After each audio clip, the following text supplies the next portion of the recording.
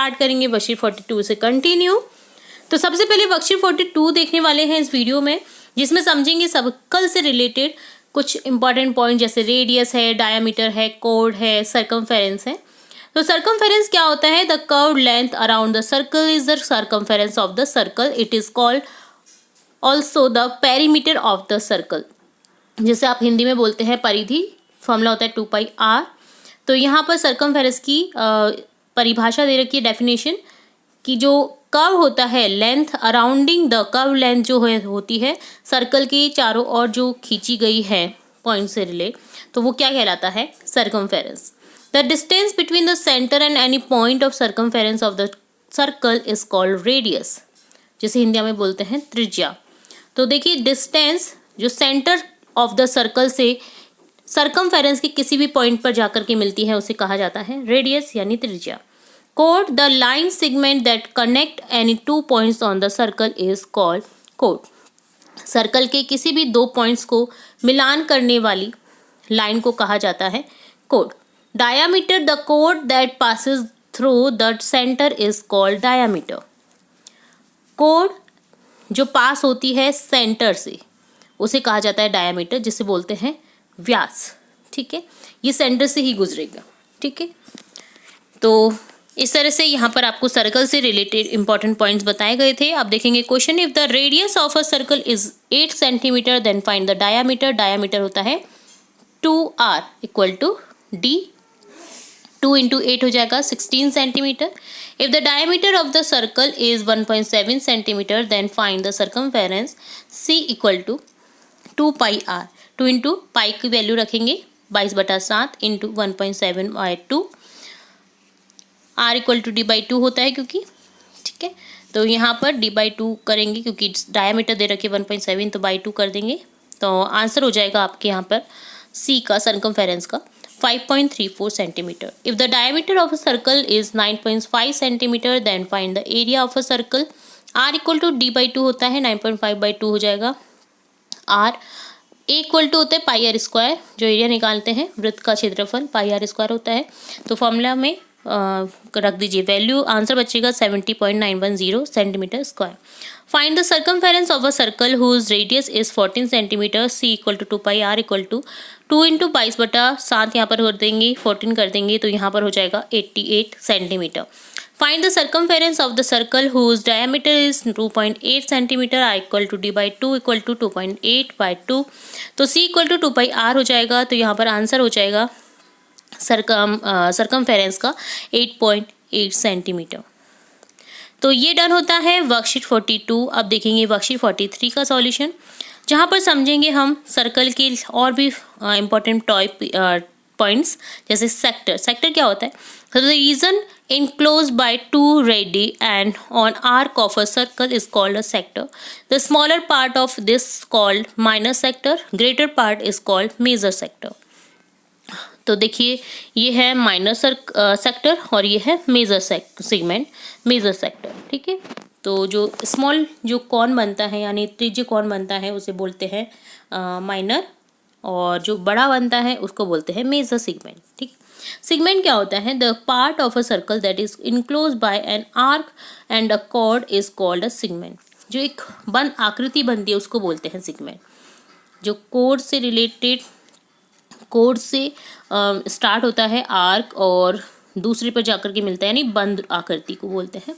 ठीक है, in a circle the angles form by the same arc are equal. जो angle form जो होते हैं सेम आर्क पर, तो वो इक्वल होते हैं सर्कल पे।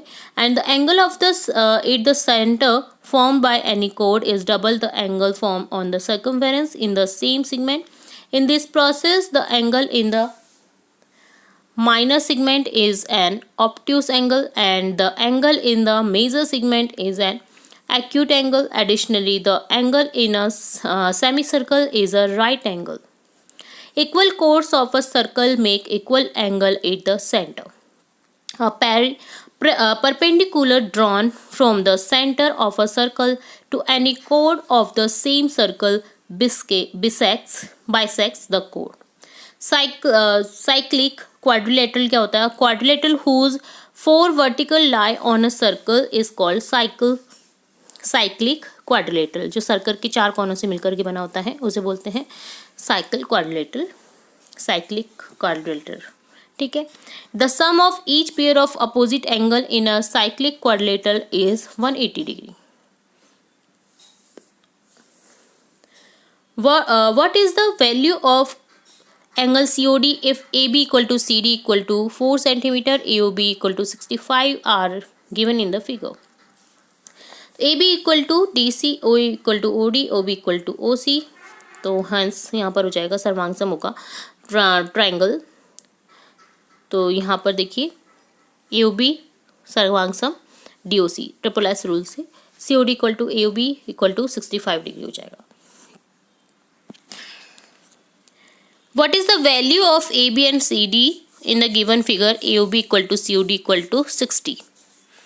तो यहाँ पर देखिए AO इक्वल टू OD है, OB इक्वल टू OC है, तो AOB equal to COD equal to 60 degree हो जाएगा, जो कि गिवन है यहाँ पर। तो यहाँ पर जो आपका ट्राइंगल है वो भी हो जाएगा इक्वल हो जाएगा, यानी सर्वांगसम हो जाएगा, सर्वांगसम। ठीक है। तो यहाँ पर आप समझ सकते हैं इसको।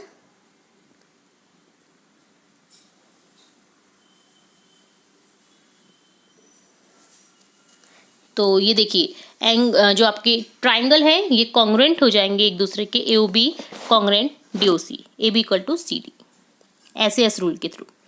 T is the midpoint of chord PQ in the given figure. If angle APT equal to 30, then what is the value of TAQ?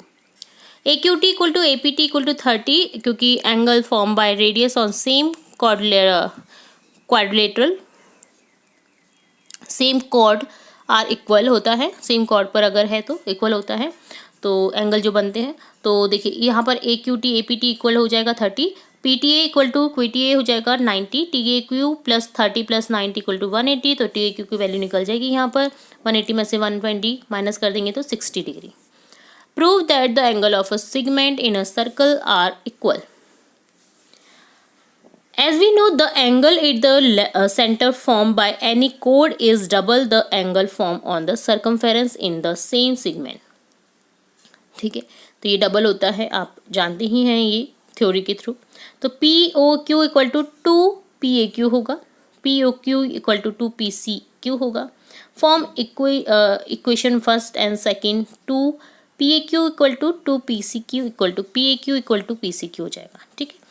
In the given figure, if angle ABC equal to 60 degree, ACB equal to 31 degree, then find BDC। तो angle यहाँ पर देखिए निकालना है आपको BDC। तो in triangle ABC 60 plus 31 plus BAC equal to 180, तो यहाँ पर हो जाएगा BAC equal to 180 minus 180।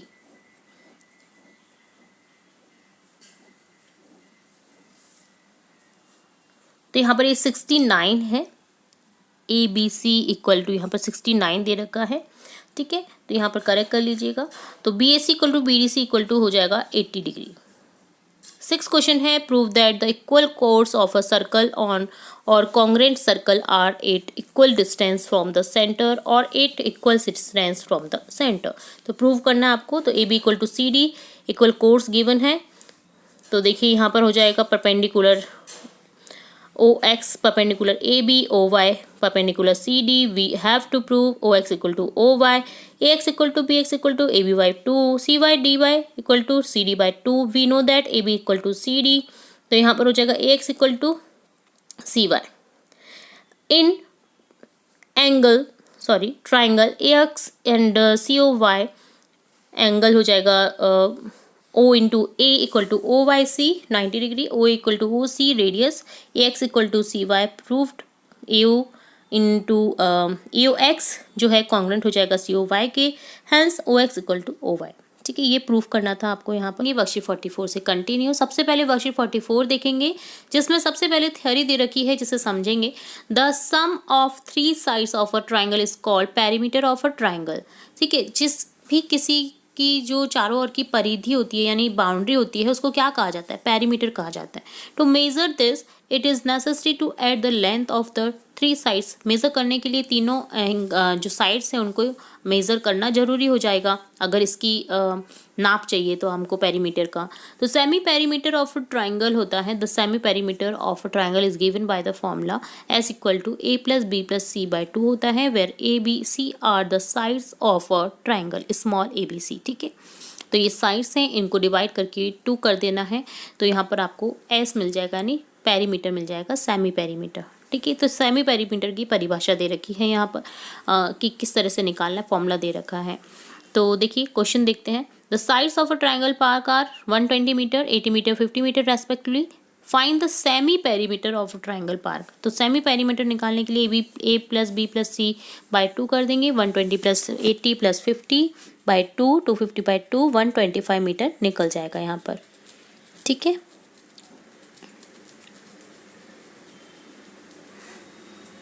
Semi perimeter निकालने का होकर।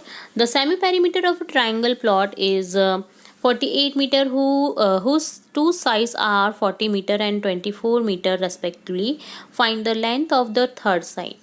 तो एस इक्वल टू हो जाएगा A plus B plus C by 2, 48 equal to 40 plus 24 plus C by 2, तो यहाँ पर सी इक्वल टू निकल जाएगा 32 metre. The length of the sides of a triangular plot are in ratio 3:5:7 and the perimeter of this plot is 150 meter. Find the length of sides of the triangular plot.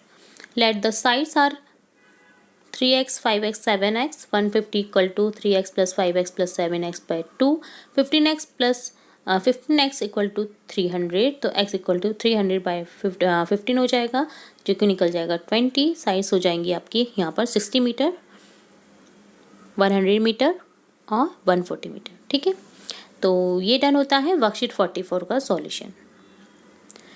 Next worksheet का solution देखेंगे, worksheet 45, जिसमें समझेंगे area of a triangle by Heron's formula. Heron's formula से area निकालना ट्राइंगल का। तो देखिए यहाँ पर होता है area of a triangle equal to S, S minus A, S minus B, S minus C, where is semi perimeter and S जो है वो सेमी पेरीमीटर होता है, A B C equal to A B C are the sides of a triangle होते हैं। तो ठीक है, ये ध्यान रखना है आपको, सेमी पेरीमीटर हमने समझ ही लिया, A plus B plus C by 2 होता है, जो साइड्स होती है उनको डिवाइड बाई 2 कर देते हैं। तो देखिए यहाँ पर साइज दे रखी है आपको क्वेश्चन फर्स्ट में, 60 metre, 100 metre, 140 metre. Find the area of the triangle park. तो एरिया निकालने के लिए देखिए पहले हम सेमी पेरीमीटर निकालेंगे, A plus B plus C by 2, तो निकल जाएगा 150 मीटर। अब निकालेंगे एरिया, तो देखिए एस की जगह 150 रख दीजिए, ए की वैल्यू दे रखी है 60, बी की दे रखी है 100 और सी की दे रखी है 140, तो निकल जाएगा जब आप से सॉल्व करेंगे तो 1500√3 मीटर स्क्वायर।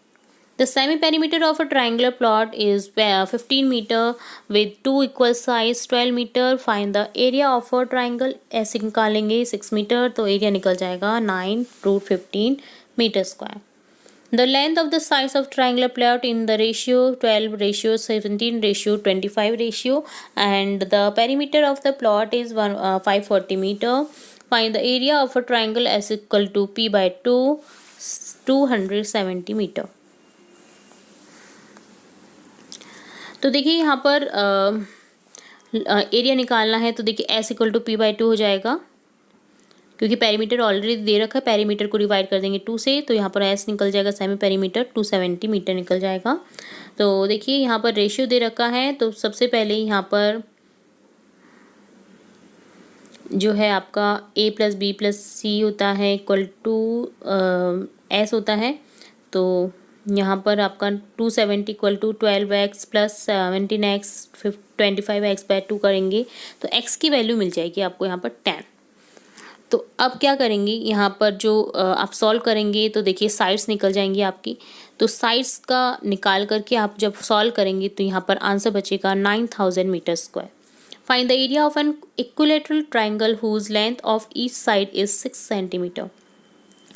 तो इक्विलेटरल ट्राइंगल है, यानी समबाहु त्रिभुज है जिसकी तीनों ही साइड्स इक्वल है 6 सेंटीमीटर। तो देखिए एस निकाल देंगे, जो कि निकल जाएगा 9 metre. A equal to formula रख देंगे, फॉर्मूले में रख देंगे तीनों ही साइड्स को, तो यहाँ पर निकलेगा 9√3 मीटर। तो ये डन होता है वर्कशीट 45 का सॉल्यूशन। अब देखेंगे वर्कशीट 46। तो देखिए यहाँ पर डायरेक्ट क्वेश्चन को समझेंगे।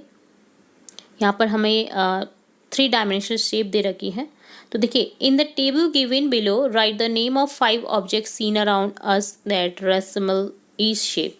तो आपको दी गई शेप्स के अकॉर्डिंग जो भी आपने आसपास जो चीज़ें दिखाई देती हैं वो लिखनी है। जैसे क्यूबोर्ड की जैसे क्या लगता है, क्यूब के जैसे क्या लगता है आपको, सिलेंडर के जैसे, कॉन की जैसे, स्फेयर की जैसे। तो देखिए, क्यूबोर्ड की जैसे जैसे बॉक्स होता है, हमारा बॉक्स जो रहता है ना, जैसे शूज़ बॉक्स होगा, है ना, कोई भी बॉक्स होगा वो क्यूबोर्ड जैसा लगेगा। जैसे माचिस का बॉक्स होगा, मैचिस स्टिक्स बॉक्स, है ना। इसी तरह से बुक्स भी लगती हैं, ब्रिक्स रखती हैं, ईंट, नोटबुक, मैच बॉक्स, ठीक है। क्यूब, रूबिक क्यूब, जो रूबिक क्यूब होता है जैसे सॉल्व करते हैं हम, सुगर क्यूब होता है, डाइस होता है, आइस क्यूब होता है, चॉक बॉक्स होता है। इसी तरह से सिलेंड्रिकल शेप में देखिए, गैस सिलेंडर आ गया, बॉटल आ गई, जार आ गया, पेपर रोल हो गया, बकेट हो गया। आइस कॉर्न में देखिए, आइसक्रीम कॉर्न हो गया, बर्थडे कैप हो गई, क्रिसमस ट्री हो गया, कैरेट हो गया, ट्रैफिक कॉर्न हो गया, ठीक है। इसी तरह से यहाँ पर स्फेयर में देखिए, फुटबॉल हो गया, बेसबॉल हो गया, बास्केटबॉल हो गया, बबल, ग्लोब इत्यादि। सेकेंड क्वेश्चन है, read the following condition and find out the under the which circumstance the volume has to be found and under which circumstances are the area is to be found. Write your answer in the spaces provided. All the walls of the room get painted. तो यहाँ पर हो जाएगा area. To find the number of bricks required to build a wall, area. How much milk can be filled in a vessel, volume. How many cartons can be filled in the, तो यहाँ पर हो जाएगा volume. The amount of liquid that can be field in the box, volume. तो यहाँ पर आपको क्या बताना है बेसिकली कि ये किस चीज़ को फुलफिल कर रहे हैं, सर्कमस्टेंस, ठीक है। Volume has to be found under the which circumstance the area to be found. जहाँ पर एरिया फाउंड होगा वहाँ पर एरिया, जहाँ पर वॉल्यूम फाउंड होगा वहाँ पे वॉल्यूम निकालेंगे। How much gas can be filled in a cylinder, तो ये वॉल्यूम निकालने पे पता चलेगा। How much cloth will be required to make the cover of the box, area. How much cloth is required to make a tent, area, ठीक है। सबसे पहले वर्कशीट 47 का सॉल्यूशन देखेंगे, जहाँ पे समझेंगे हम content, surface, area and volume. तो देखिए, यहाँ पर slant height of cone L दे रखा है, perpendicular straight height of a cone H दे रखा है, रेडियस ऑफ कॉन है आर। तो यहाँ पर कॉन बेसिकली दे रखा है, जिसका आपको देखिए लेंथ दे रखी है, हाइट दे रखी है, रेडियस दे रखी है। रिलेशन अमंग द थ्री, यहाँ पर रिलेशन इन तीनों का होगा L square equal to H square plus R square, जो कि एक ट्राइंगल जो त्रिभुज है उसकी भुजा निकालने के लिए भी हम यूज़ करते हैं।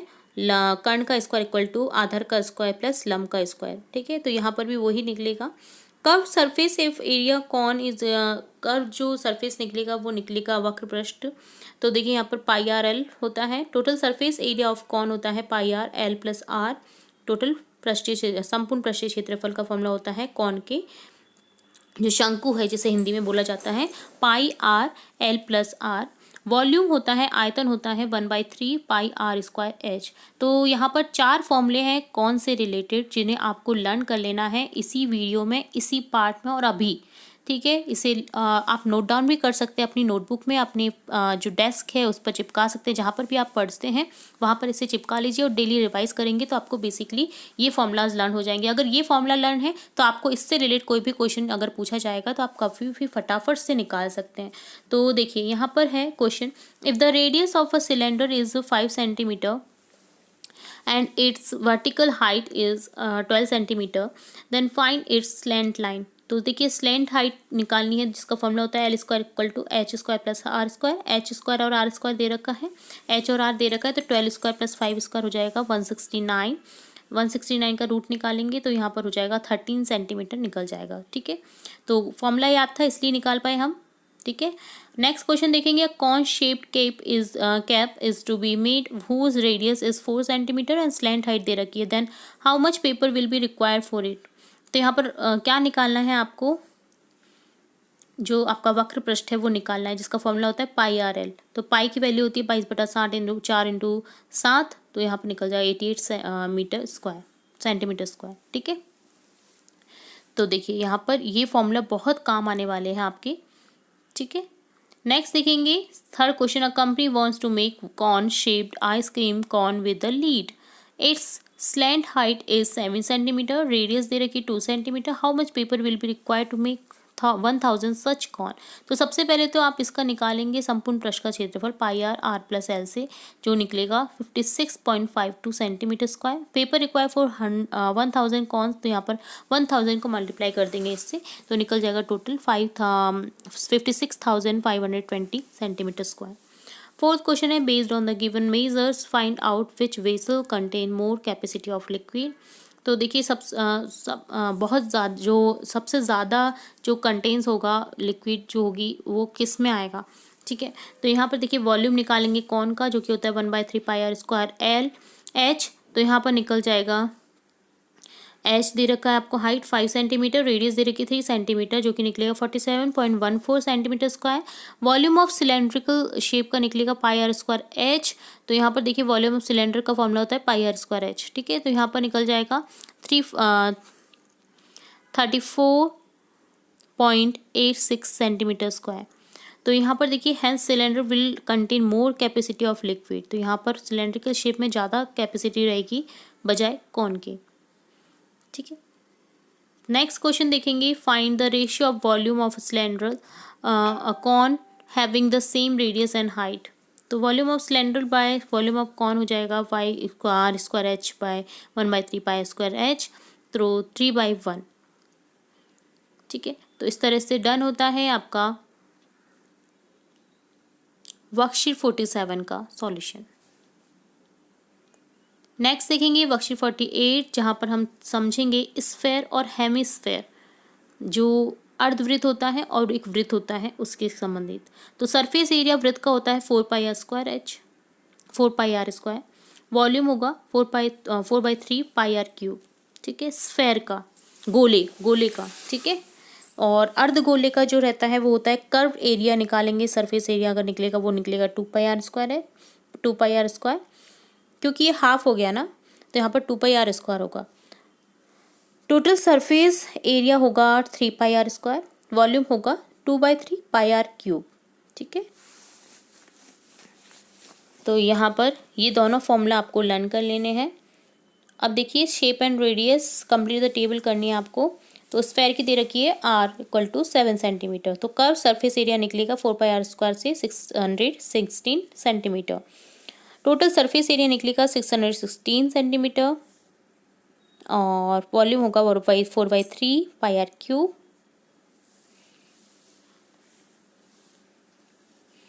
तो यहाँ पर इस तरह से आ जाएगा 1437.3 सेंटीमीटर क्यूब।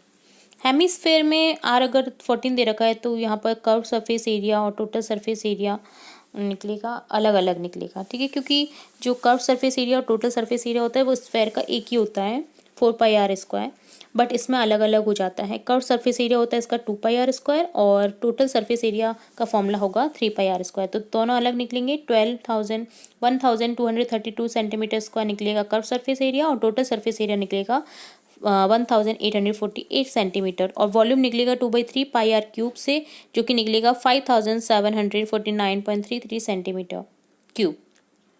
इसी तरह से स्फेयर का आर इक्वल टू 2.1 सेंटीमीटर है, तो 4 पाई आर स्क्वायर होगा 55.44 centimetre square. 4 pi R square यहाँ पर स्फेयर का सेम ही होता है 4 पाई आर स्क्वायर, ठीक है। सरफेस एरिया और टोटल सरफेस एरिया तो इस तरह से निकल जाएगा 55.44, और वॉल्यूम निकल जाएगा 4/3 पाई आर क्यूब। तो यहाँ पर ही आपको लर्न हो गया होगा। देखिए स्फेयर का होता है 4/3 पाई आर क्यूब, हेमिस्फेयर का होता है 2/3 पाई आर क्यूब। हेमिस्फेयर का टोटल सरफेस एरिया निकलने का फॉर्मूला होता है 3 पाई आर स्क्वायर, और कर्व सरफेस एरिया निकलता है 2 पाई आर स्क्वायर से, ठीक है। तो पूरी इस तरह से टेबल को आपको सॉल्व कर लेना है। नेक्स्ट देखेंगे, cylindrical vessel of radius 7 centimetre and height 15 centimetre to be filled from a hemispherical bowl of a radius 7 centimeter. How many hemispherical bowls of water are required to fill the cylindrical vessel?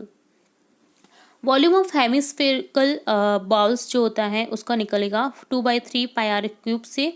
तो देखिए hemisphere जो formula होता है इसका, तो इस तरह से निकल जाएगा यहाँ पर वॉल्यूम 3 पॉइंट नंबर ऑफ जो निकलेगा वो निकलेगा इस तरह से निकल जाएगा, और वॉल्यूम ऑफ सिलेंड्रिकल वेसल का निकलेगा पाई आर स्क्वायर एस से।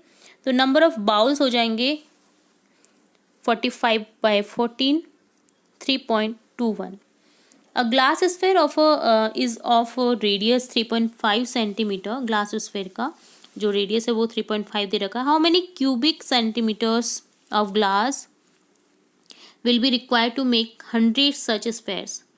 तो यहाँ पर देखिए वॉल्यूम निकल जाएगा 4/3 से, तो जो कि निकलेगा 179.66 centimetre cube. Glass need for 100 glass sphere के लिए निकल जाएगा 100 इंटू ये मल्टीप्लाई कर देंगे 179.66 को, तो यहाँ पर निकल जाएगा 17966 centimetre cube. A cylindrical drum of radius 63 centimeter is completely filled with water. If a sphere of radius 14 centimeter is dropped into this drum, then how much water will come out the drum? तो यहाँ पर 1000 centimetre cube होता है 1 litre के equal. तो देखिए volume निकाल लेंगे स्फेयर का 4/3 पाई आर क्यूब से, जो कि निकलेगा 11498.66 सेंटीमीटर क्यूब। तो यहाँ पर देखिए 1000 सेंटीमीटर क्यूब होता है 1 लीटर, तो यहाँ पर 1000 से मल्टीप्लाई कर देंगे दी गई संख्या को जो हमने निकाली है वॉल्यूम ऑफ स्फेयर को, तो यहाँ पर निकल जाएगा 11.50 लीटर। तो इस तरह से डन होता है वर्कशीट 48, जहाँ पर हमने देखा बहुत ही इंपॉर्टेंट वर्कशीट चल रही है। 47 भी बहुत इंपॉर्टेंट थी, इसी तरह से 48 भी इंपॉर्टेंट है, जिसमें आपने देखा surface area volume of sphere का, हेमी स्फेयर का। तो ये डन होता है वर्कशीट 48। अब देखेंगे वर्कशीट 49 का सॉल्यूशन। नेक्स्ट जो हम देखने जा रहे हैं वर्कशीट 49 का सॉल्यूशन देखेंगे, जिसमें समझेंगे the curve surface area of hemisphere होता है 2πr square. Total surface area होता है हेमिस्फेयर का 3πr square. Volume of hemisphere होता है 2/3 पाई आर क्यूब, जो कि हमने पिछले वर्कशीट में देखा ही है। उससे रिलेटेड यहाँ पर क्वेश्चन दिए गए हैं जो कि हम सॉल्व करने की कोशिश करेंगे। Find the total surface area of a solid hemispherical object of radius 7 centimetre. Total surface are 3πr square होता है, जो कि हो जाएगा 462 centimetre square. The inner radius of a semi circular bowl is होता है 14 centimetre. How much water can be fill in it. Volume of semi circular bowl होगा 2/3 पाई are cube, तो यहाँ पर निकलेगा 5749.33 सेंटीमीटर क्यूब। 1000 सेंटीमीटर क्यूब होता है 1 litre के इक्वल, तो यहाँ पर हो जाएगा लीटर में अगर कन्वर्ट करेंगे तो 5.749 litre. Find the radius of a hemisphere when its total surface area is 462 square units. तो टोटल सरफेस एरिया दे रखा फॉर्मूला होता है हेमिस्फेयर का 3πr स्क्वायर। तो यहाँ पर देखिए टोटल सरफेस एरिया दे रखा है 462 equal to 3 into pi 22/7 into R square, तो आर की वैल्यू निकल जाएगी यहाँ पर 7 centimetre. Find the volume of hemisphere when the area of its circular base is 154 square units. तो area of circular base equal to 154 दे रखा है, तो पाई स्क्वायर इक्वल टू दे रखा है हमें 154, तो यहाँ पर निकल जाएगा 7 सेंटीमीटर रेडियस। वॉल्यूम निकल जाएगा अब 2/3 पाई आर क्यूब का 718.66। ठीक है, तो इस तरह से आपने निकाल देना है सभी फॉर्मूले से रिलेटेड इस तरह के क्वेश्चंस न्यू। तो चलिए सबसे पहले देखेंगे वर्कशीट 50 का सॉल्यूशन, जिसमें समझेंगे स्टैटिस्टिक्स। ठीक है, तो यहाँ पर देखिए the correct way of showing tally marks of 5 is, तो 5 को किस तरह से शो किया जाता है, 4 वर्टिकल लाइंस को तिरछी लाइन से क्रॉस कर दिया जाता है, ये होता है 5। ठीक है, 5 को 5 वर्टिकल लाइन से शो नहीं किया जाता है, ये ध्यान रखना है आपको। 5 को इस तरह से शो किया जाता है एक तिरछी लाइन करके। इसी तरह से if 8 is represented by tally mark, इस तरह से शो किया जाता है, then the appropriate tally mark to represent 12। तो देखिए 12 को 5 का इस तरह से ब्लॉक बना दीजिए, 2 अलग से वर्टिकल लाइंस हो जाएंगी, तो इस तरह से टैली मार्क्स हो जाएगा 12 का। The marks of 10 students in the first test are as follows 6, 8, 6, 9, 7, 6, 5, 6, 9, 2। If these are arranged in ascending order, correct order will be, तो यहाँ हो जाएगा 2, 5, 6, 6, 6, 6, 7, 8, 9, 9। ठीक है, तो ये इस तरह से असेंडिंग ऑर्डर में हो जाएगा। तो स्टैटिस्टिक्स जो आपकी रहती है ना, बहुत ही इम्पोर्टेंट है, क्योंकि इससे रिलेटेड आपको 2-3 क्वेश्चन एग्जाम में जरूर से देखने को मिलेंगे। तो देखिए by throwing a die 21 times the following numbers are obtain. तो 21 टाइम्स डाइस जो होता है उसे फेंका गया, तो इस तरह से नंबर आए हैं उसमें 3 6 2 5 3 6 2 5 1 6 3 1 3 4 2 1 6 3 1 3 6। On the basis of the above data answer the following question. Which number appears the maximum time? कौन सा नंबर मैक्सिमम टाइम आया है? 3। Which is the least frequently occurring number? सबसे कम जो आया है यहाँ पर, सबसे कम 2 आया है, आई थिंक 2 1 2 2 3 बार आया है 2, और 3 1 2 3 4 5 ये नहीं होगा। 4 को देखेंगे तो देखिए 4 1 टाइम ही आया है देखिए यहाँ पर, और 5 2 बार आया है। तो 4 जो है ना वो सबसे लीस्ट अक्योरिंग नंबर है, तो यहाँ पर आपको इस तरह से करेक्ट कर देना है। ठीक है, the tally mark showing the number 2 is, इस तरह से शो कर देंगे। How many times a number more than 3 were obtained in the die? 8।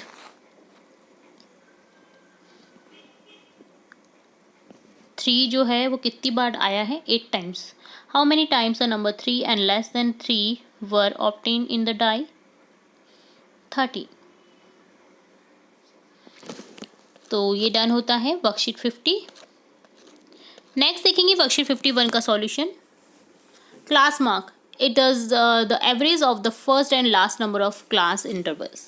Marks दे रखे हैं, फ्रिक्वेंसी दे रखी है, क्लास मार्क्स दे रखे हैं। 0 to 20 फ्रिक्वेंसी 6, 0 + 20/2 इक्वल टू निकल जाएगा 10। 20 to 48, 20 + 40/2 30। 40 to 64, 40 + 60/2 50। 60 to 87 70। 80 to 100 frequency 5, 80 + 100/2 90। 100 to 123, 100 + 120/2 110। Find the class marks of the following data. 10 to 24, 10 + 50/2 equal to 15, 20 to 30 3, 25, 30 to 45 35, 40 to 50 2, 45, 50 to 66, तो यहाँ पर 50 + 60/2 कर देंगे 55, क्लास मार्क्स हो जाएंगे। तो class mark of following data हमने निकाला इस वर्कशीट में। सिंपल था, जो कि आपने देखा किस तरह से निकाल सकते हैं हम। अगर इस तरह के मार्क्स दे रखे हैं तो हमें जो पर्टिकुलर संख्या है वो कैसे निकालनी है वो हमने यहाँ पर देखा है। तो ये डन होता है वर्कशीट 50। नेक्स्ट देखेंगे वर्कशीट 52 का सॉल्यूशन, जिसमें है एज ग्रुप और नंबर ऑफ स्टूडेंट। तो एज ग्रुप है 5 to 15, 15 to 25, 25 to 35, 35 to 45, 12, 10, 15, 9। Draw histogram of एलो अबव डेटा। तो देखिए हिस्टोग्राम में इस तरह से शो करेंगे इसे। तो बेसिकली आपको एक ग्राफ दिया जाएगा जिसमें इस तरह से आपको ये शो कर देना है। तो देखिए मैं इसको स्मेल करके दिखा रही हूँ कि किस तरह से आपको शो करना है। तो देखिए 5 to 15 पहले देखेंगे, 5 to 15 कहाँ तक जा रहा है? 12 तक। इसी तरह से 15 to 25 10, 25 to 35 15, 35 to 45 9 तक जा रहा है। ठीक है, तो इस तरह से आपको शो करना होता है। ग्राफ लाइन पर एज ग्रुप इधर आ जाएगा और नंबर ऑफ स्टूडेंट्स इधर आ जाएंगे, और इस तरह से ये शो हो जाएगा।